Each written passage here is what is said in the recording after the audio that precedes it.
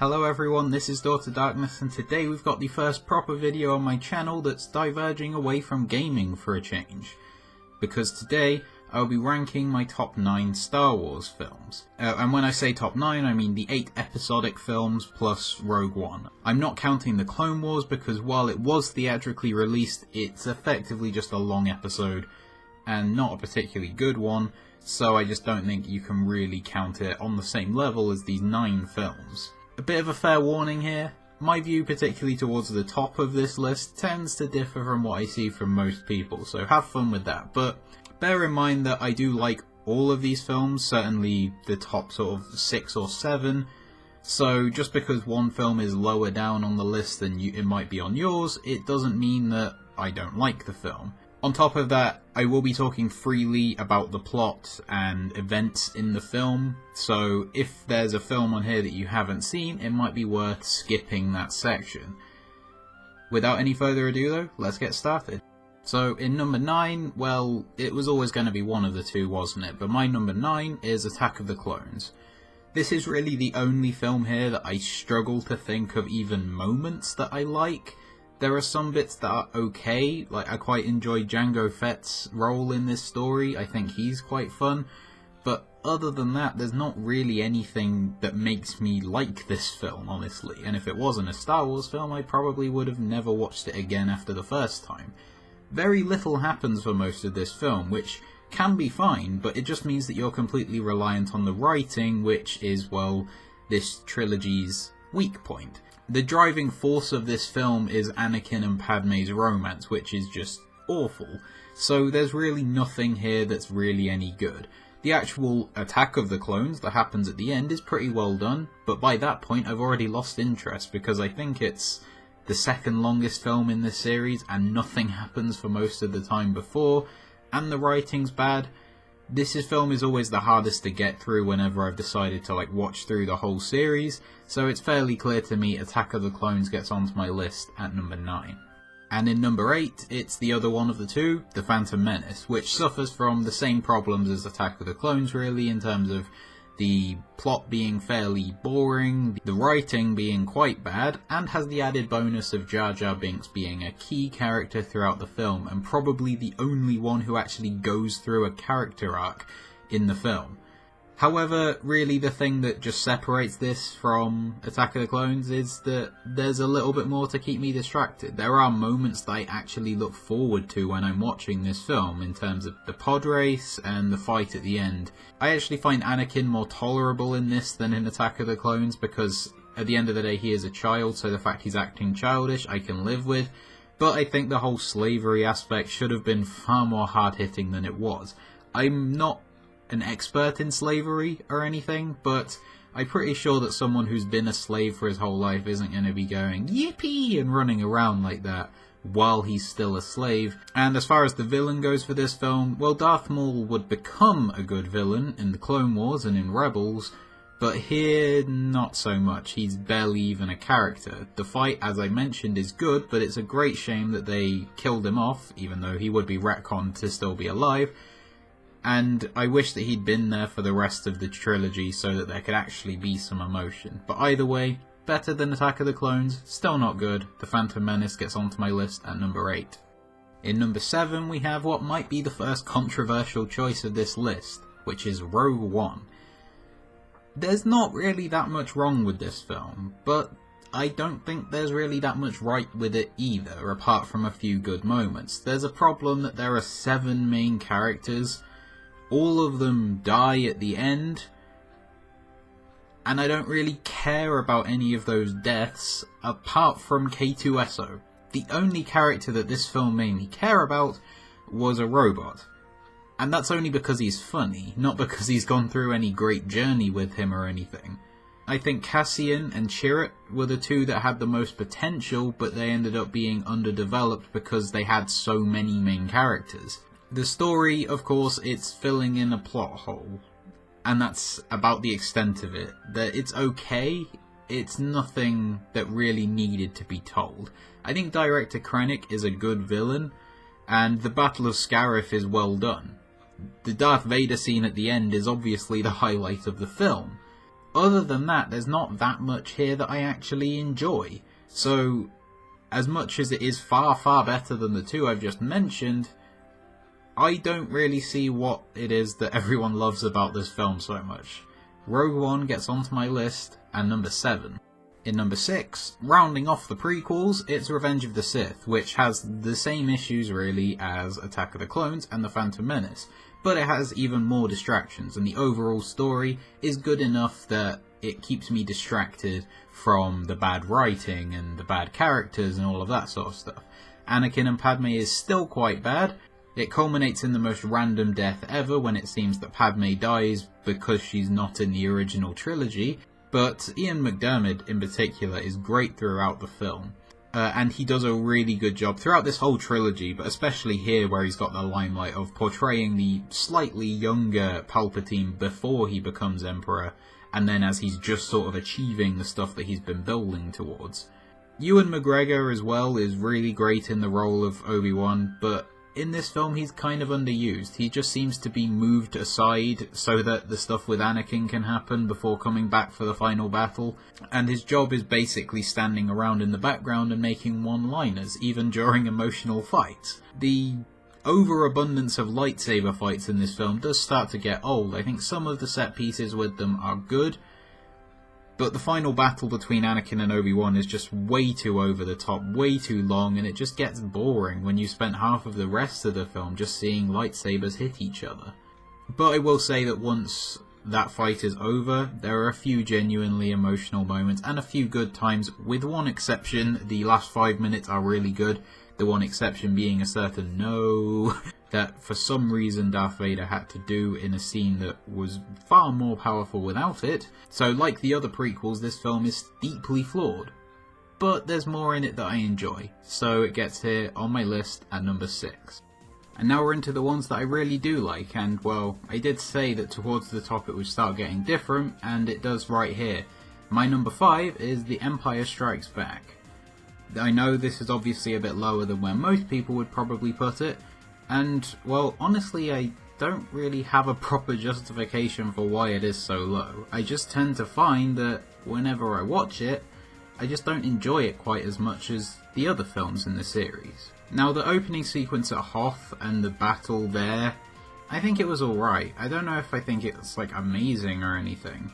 It's effectively just the speeders trying to take down the AT-ATs, which is an interesting enough action section. I don't think it's anything special, like, across the saga or anything.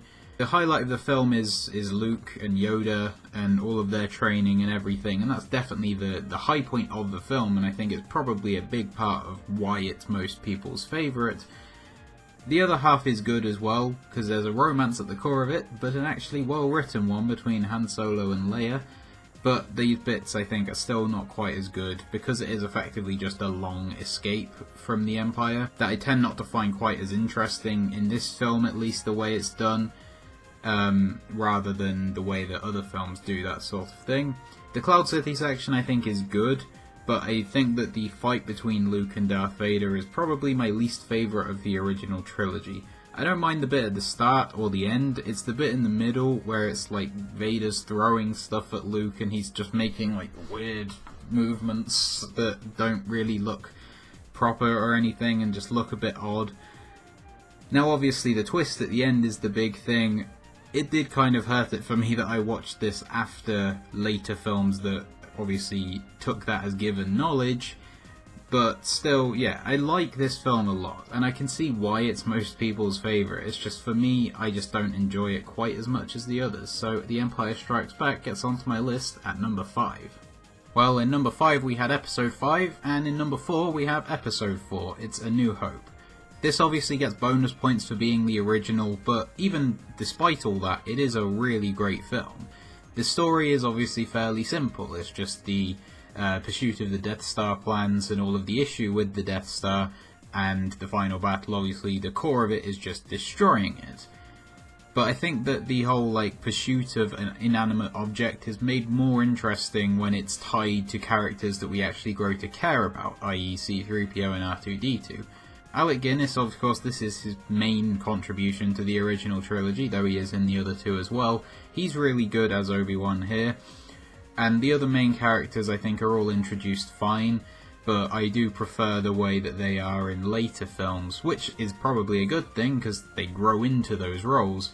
Apart from maybe Han Solo, I think he's the one that goes through the arc of kind of being selfish and then coming to Luke's rescue at the end. I think he's probably the most interesting character in this film. Darth Vader, on the other hand, as a villain, I think he's good in terms of being intimidating, but as a character, he's not really anything. The villain in this film is Tarkin, not Vader. However, fortunately here, they don't kill Vader off, so he can actually become an interesting character later on, so that's nice. And I would say that the final battle at the end was really well done. I think it's arguably the best space battle in the series. Not my favourite, but it's up there.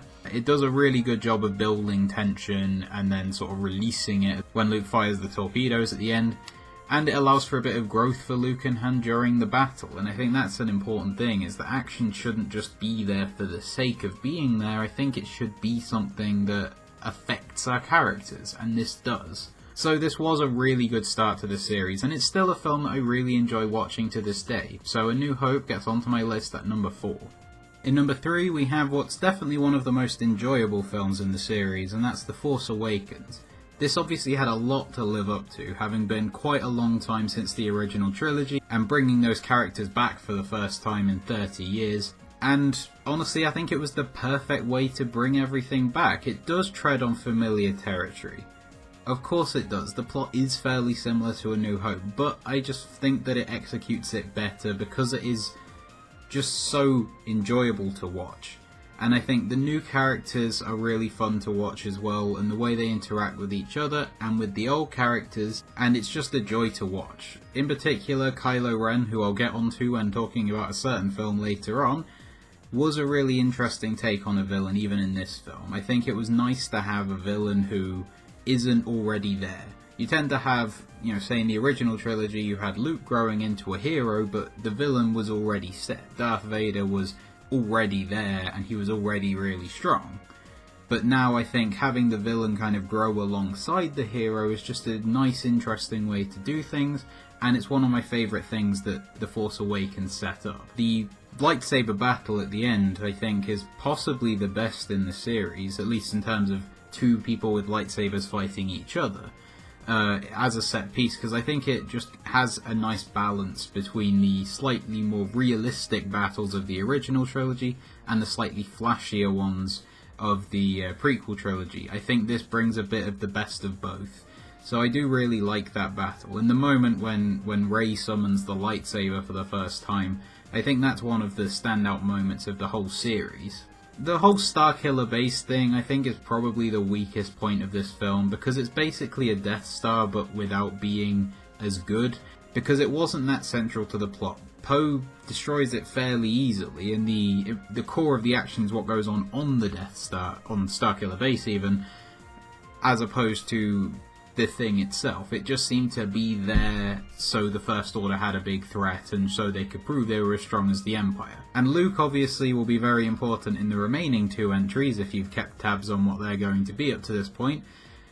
But I think it's worth saying now, just quickly, that I really like how this film set him up. Obviously he's only in the film for 10 seconds, but I like how this film set up the legend of Luke before we finally get to meet the man at the end. I think that was a really nice way to build up to the next film in the trilogy. As I mentioned, this is such a fun film to watch.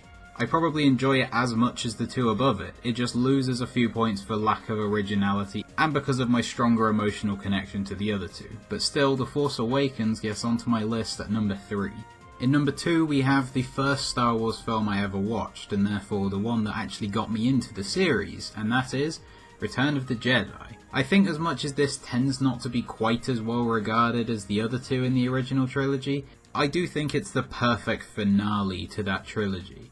I think you set up, obviously, the connection between Luke and Darth Vader at the end of Empire Strikes Back, and I think having Luke then struggling with that knowledge and with his own internal darkness while we get this sort of hidden conflict going on in Darth Vader at the same time, I just think it just makes the finale so emotional and so good. There is a lot of stuff in this film that's probably kind of filler, basically. We spend half an hour in Jabba's palace, that I think is fun, but obviously isn't that important to resolving the main plot threads of the trilogy. And then there's all the time with the Ewoks, who I actually quite like, I must admit, but I can understand why people don't. But really, it's the finale, the last sort of half an hour of this film, that makes it so good. I think the fight between Luke and Darth Vader, the emotion running through the thing, is so good. And the way that the Emperor is sort of manipulating things before being overturned by his own overconfidence in Darth Vader's loyalty, it just is so perfect. And I mentioned about Darth Vader not being a great villain in A New Hope. I think this film is when he becomes a great character, because the changes are subtle. They're things that you probably don't notice when you're watching through for the first time, but when you watch through and you see the language change from where in Empire Strikes Back he's going on about the power of the dark side, whereas in this it's I must obey my master, it's more an obligation, and yet his love for Luke is the thing that defeats the Emperor and ultimately himself. So yeah, in a nutshell, it's a great finale to the original trilogy. It was my favourite film for most of my life, and it's just that I loved the #1 film so much when I saw it, otherwise this would be my clear favourite, but as it is, Return of the Jedi gets onto my list at number 2. Right, so I feel like I'm opening Pandora's box by putting this here. My #1 film is The Last Jedi. I may make a video in the future sort of going on about why I do think that this is the best film in the series, but for now I'm just going to have to summarise. I'm not saying that this film is without its flaws. I think the Canto Bight section does make the middle act drag on a little bit too long, and I think some of the humour is not particularly good, but they don't get in the way of all of the things that make me love this film so much. And the big thing is Luke, Rey and Kylo Ren. Anything involving them, I love it. I think the way Luke is handled is absolutely perfect. For about 40 years in the real world, about 30 in the world of Star Wars, we've seen the legend of Luke Skywalker. We saw his biggest victory in Return of the Jedi, and since then, we think of him as a perfect hero. But the man isn't perfect, because the man can never be perfect. And that's what I loved so much, that he is not a legend. He's a man, a flawed man who's done great things and made great mistakes. And now he can't live with those mistakes. So that just makes this film a journey for both Rey and Luke in coming to terms with what Luke is and what he should be. And I love how ultimately, it's not the legend that saves the Resistance. It's the man, the flawed man. And obviously there's that infamous scene of him trying to kill Ben Solo, which he didn't do, by the way. Watch the film again. He thought about doing it for a second and then changed his mind. That's a mistake. People make them. He very nearly killed his father at the end of Return of the Jedi, and that would have ruined everything. But here I think, yeah, that's the highlight, as well as Kylo Ren. I mentioned what an interesting take on the villain he was before, and it just goes from strength to strength here. We're seeing more of him as a person. He's not just a threat. We're seeing why he ended up in the position he did, why he feels betrayed by Luke. And I loved seeing Rey and Kylo Ren just come closer, despite the fact that they're on opposite sides of the conflict. I don't think they're in love, by the way, but I do think that they have grown really close to each other, and that's going to set up a really interesting final battle in Episode 9, I'm sure. And in this film, it obviously inspires the death of Snoke, and a really, really good battle between those two and Snoke's guards. Meanwhile, the other side of things with Poe, I really liked everything going on with him as well. I think it was a nice thing to show as a message that this sort of reckless, think with your heart sort of thing doesn't always work. Sometimes you need to be a bit more measured, a bit more cautious, otherwise you get people killed. And I think that was a good message to have here. Speaking of Snoke, which tends to be the problem most people have, I think he was pretty good as the villain. And I don't think that we really need to know any more about him, like we didn't with the Emperor before. Because the thing is he is just a supporting villain. As much as he's Kylo Ren's master, Kylo Ren is the villain of this trilogy. Snoke is there to support him, and he does that really well. And I think the moment that Kylo Ren ignites Rey's lightsaber instead of his own is a really, really strong and powerful moment, and it's a moment I love. So there are certainly flaws in this film, and I will probably at some point make a video talking in detail about why I love everything so much, but I hope I've given a nice little summary here in this video of why this is my favourite Star Wars film. I didn't know if Return of the Jedi would ever be topped, but it was. And The Last Jedi gets onto my list at number 1. So that's it, that's my ranking of my favourite Star Wars films. Feel free to put your ranking, whether it's very similar to mine or, as I expect, extremely different, and tell me why you think that one film is better than I thought it or whatever. Please leave any thoughts in the comment section below the video. And while you're down there, please like this video if you did, and if you liked it then check out my other videos and subscribe to this channel. And as always, thank you for watching.